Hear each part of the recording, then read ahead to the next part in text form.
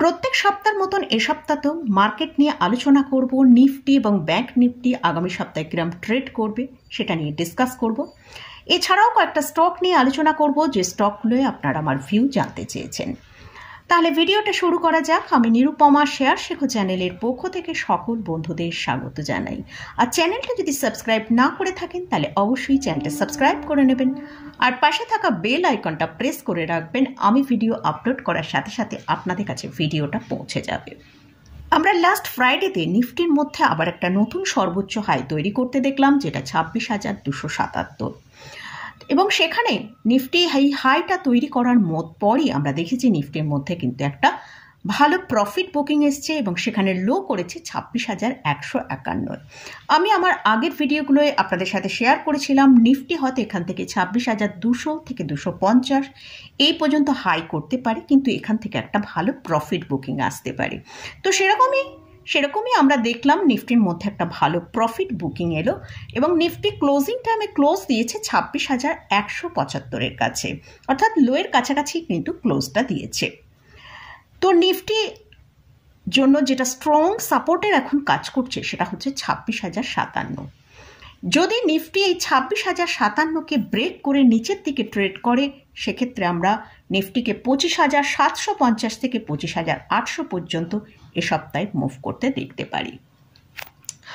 আর ওপরের দিকে যদি নিফটি এই 26,175কে সাস্টেন করে ওপরের দিকে মুভ করতে পারে, সেক্ষেত্রে ওপরের দিকে আমরা নিফটিকে 26,190 থেকে 26,241 পর্যন্ত ওপরের দিকের মুভ করতে দেখতে পারি। এবারে আসছে মানডেতে নিফটি কিরকম ওপেন হতে পারে, তার জন্য আমরা একবার ইউএস মার্কেটটা দেখে নেব। লাস্ট ফ্রাইডেতে ডাউন জোনে আমরা দেখেছি 137 পয়েন্ট পজিটিভে এবং ন্যাসডাকে দেখেছি 70 পয়েন্ট নেগেটিভে ক্লোজ দিয়েছে। তাহলে ইউএস মার্কেটে কিন্তু একটা মিক্সড ক্লোজিং আমরা পেয়েছি। সেক্ষেত্রে আমরা হয়তো মানডে মার্কেটে নিফটিকে একটা ফ্ল্যাট টু পজিটিভে ওপেন হতে দেখতে পারি এবং সেখানে দেখতে হবে নিফটি কতটা সাস্টেন করছে। নিফটি যদি 26,148কে ব্রেক না করতে পারে তাহলে কিন্তু ওপরের দিকে একটা ভালো মুভ দেখাতে পারে। আর যদি 26,148কে ব্রেক করে নিচের দিকে ট্রেড করে, সেক্ষেত্রে আমরা নিচের দিকে 26,050 পর্যন্ত নিফটিকে আসতে দেখতে পারি। এটা গেল নিফটি নিয়ে আলোচনা করলাম। এবার আসছে ব্যাংক নিফটি। ব্যাংক নিফটি সর্বোচ্চ হাইটার তৈরি করেছে, সেটা হচ্ছে 54,338 এবং সেখানেও একটা প্রফিট বুকিং আমরা দেখেছি। নিফটি যে লোটা করেছে সেটা হচ্ছে 53,763 আর ক্লোজিং টাইমে ক্লোজ দিয়েছে 53,834। তো ব্যাংক নিফটির জন্য এখন যেটা সাপোর্টের কাজ করছে সেটা হচ্ছে 53,500। এর নিচে যদি ব্যাংক নিফটি ট্রেড করে, সেক্ষেত্রে আমরা 53,280 পর্যন্ত নিচের দিকে আসতে পারি। আর যদি ব্যাংক নিফটি 54,000-এর ওপরে ট্রেড করতে থাকে, সেক্ষেত্রে আমরা 54,150 থেকে 54,250 পর্যন্ত ওপরের দিকে মুভ করতে পারি। এটা গেল নিফটি এবং ব্যাংক নিফটি নিয়ে আলোচনা করলাম। এরপরে কয়েকটা স্টক নিয়ে আলোচনা করছি, যে স্টকগুলোয় আপনারা আমার ভিউ জানতে চেয়েছেন। প্রথমেই বলে রাখি, এই স্টকগুলোয় কিন্তু আমি কোনো রকম রেকমেন্ডেশন করছি না। এই স্টকগুলোয় জাস্ট আপনারা আমার ভিউ জানতে চেয়েছেন, আমি আমার ভিউটাই আপনাদের সাথে শেয়ার করছি। ফার্স্ট যে স্টকটা নিয়ে আলোচনা করছি সেটা হচ্ছে ভেসুভিয়াস ইন্ডিয়া লিমিটেড। এই স্টকটার কারেন্ট প্রাইস চলছে 5,700 টাকা। এই কোম্পানিটা রিফ্যাক্টরি গুডস ম্যানুফ্যাকচারিং এবং ট্রেডিং করে। এটা একটা mid cap category stock. Market capitalisation হচ্ছে 11,537। এই স্টকের কারেন্ট পি চলছে 45-এর কাছে। স্টকটা একটু হাই প্রাইসে ট্রেড করছে। আরওই হচ্ছে 19.45%। এটা একটা ডেট ফ্রি কোম্পানি। যদি আমরা স্টকের চার্টটা একবার দেখি, সেই স্টকে আমরা দেখতে পাচ্ছি স্টকটা এখন শর্ট টার্মে যদি এই সাপোর্ট দেখি 5,590 টাকার কাছে একটা সাপোর্ট রয়েছে। আর যদি এই 5,590 টাকা ব্রেক করে নিচে ট্রেড করে, সেক্ষেত্রে আমরা 5,450 পর্যন্ত নিচের দিকে আসতে পারে। তবে স্টকটা কিন্তু হাই যেটা আছে সব 52 উইক হাই, সেটা 6,000 টাকার কাছে। তো হাই প্রাইসের কাছাকাছি ট্রেড করছে। যেহেতু এটা একটা মিড ক্যাপ স্টক, যদি এখানে সেলিং আসে, সেখানে কিন্তু একটা ভালো সেলিং আসার চান্স রয়েছে। তাই নতুন করে যদি বাই করতে চান, অবশ্যই এখন নয়। যদি স্টকটাকে আমরা ভালো কারেকশানে পাই, তখনই বাই করার চিন্তা করা যাবে। নেক্সট যে স্টকটা নিয়ে আলোচনা করছি সেটা হচ্ছে ইউনাইটেড স্পিরিট লিমিটেড। এই স্টকের কারেন্ট প্রাইস চলছে 1597 টাকা। এই স্টকটা লাস্ট এক বছরে 51.38% মুভ করেছে। এটা হলো একটা অ্যালকোহল কোম্পানি, আর এটা হচ্ছে এই যে মেন যে কোম্পানিটা সেটা হচ্ছে গ্লোবাল লিডার ডায়াজিও পিএলসি। এই কোম্পানির এরা একটা সাবসিডারি কোম্পানি। এদের প্রিমিয়াম ব্র্যান্ডসগুলো হচ্ছে Black Dog, Black and White, Signature, Royal Challenges, McDowell's number 1 etcetera. এটা একটা large cap category stock. Market capitalisation হচ্ছে 1,16,129 করোড়। স্টকের কারেন্ট পি চলছে 82.2 এর কাছে, আর স্টকটা কিন্তু অনেক হাই প্রাইসে ট্রেড করছে।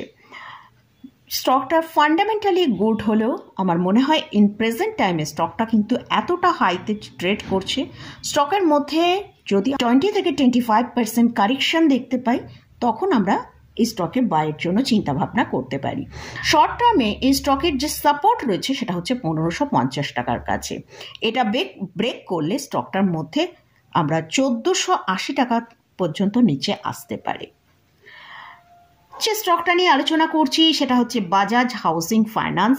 অনেকেই এই বাজাজ হাউজিং ফাইন্যান্স নিয়ে একটু আলোচনা করতে বলেছেন, তো সেই জন্যই কিন্তু এই স্টকটা নিয়ে আলোচনা করছি। স্টকটা অনেকটা নিচের দিকে এসেছে, তো এই স্টকটা নিয়ে আমি এর আগেও আলোচনা করেছিলাম যে যারা শর্ট টার্মে ভিউ রেখে এই স্টককে পজিশন নিয়েছেন অবশ্যই তারা কিন্তু একটা প্রফিট বুকিং করাটা উচিত ছিল, কারণ স্টকটা 70 টাকা থেকে 188 টাকা পর্যন্ত মুভ করেছে। তো এখন স্টকের যে কারেন্ট প্রাইস চলছে 157 টাকা, অর্থাৎ স্টকটায় একটা কারেকশন এসেছে, সেটা প্রায় 18% মতন কারেকশন এসছে। তো এই স্টকটায় আমরা প্রায় 2.5 গুণ রিটার্ন কিন্তু অলরেডি পেয়ে গেছি। তাই যাদের শর্ট টার্ম ভিউ ছিল তাদের কিন্তু এই স্টকটায় প্রফিট বুক করাটা খুবই স্বাভাবিক ছিল। যারা শর্ট টার্ম ভিউ নিয়ে এই স্টকে ট্রেড করেছেন তাদের কিন্তু এই প্রফিট বুকিংটা খুবই স্বাভাবিক। আর যারা লং টার্মের জন্য এই স্টককে হোল্ড করে রাখতে চান তারাই একমাত্র এই স্টকে হোল্ড করে রাখা উচিত, না হলে ওপরের দিকে স্টকটা মুভ এলে এখানে প্রফিট বুক করে নেওয়া বেটার হবে। লাস্ট যে স্টকটা নিয়ে ডিসকাস করছি সেটা হচ্ছে ইনফোসিস। এই স্টকের কারেন্ট প্রাইস চলছে 1906 টাকা। লাস্ট ফ্রাইডেতে এই স্টকটাকে আমরা একটা ভালো মুভ করতে দেখেছিলাম। স্টকটা ওপরের দিকে 1970 টাকার কাছাকাছি এসেছিল, সেখান থেকে মার্কেটের মধ্যে ভালো সেল আসার জন্য এই স্টকের মধ্যেও আমরা দেখলাম ভালো সেলিং এসছে। স্টকটা ক্লোজ দিয়েছে 1906 টাকার কাছে। তো এই 1906 টাকার কাছে কিন্তু একটা সাপোর্ট রয়েছে। যদি এই সাপোর্টটা ব্রেক করে নিচের দিকে ট্রেড করে সেক্ষেত্রে স্টকটাকে আমরা 1850 টাকার কাছে আসতে দেখতে পারি। আর যদি এই সাপোর্ট 1906 টাকার সাপোর্টটা নিয়ে নিতে পারে এবং সাপোর্টটাকে রেখে ওপরের দিকে মুভ করে সেক্ষেত্রে আমরা 1950 টাকা পর্যন্ত ওপরের দিকের মুভ দেখতে পেতে পারি। মোটামুটি এই স্টকগুলো এবং ইন্ডেক্স নিয়ে আলোচনা করলাম। আবারও বলছি, এই স্টকে বা ইন্ডেক্সে কোথাও কোনো বাই রেকমেন্ডেশন আমি করছি না।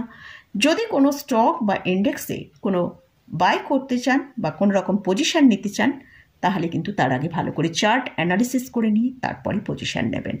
তো মোটামুটি আজকের মতন ভিডিওটা এখানেই শেষ করছি। ভিডিওটা যদি ভালো লাগে অবশ্যই লাইক করবেন, শেয়ার করবেন, সাবস্ক্রাইব করবেন। ধন্যবাদ।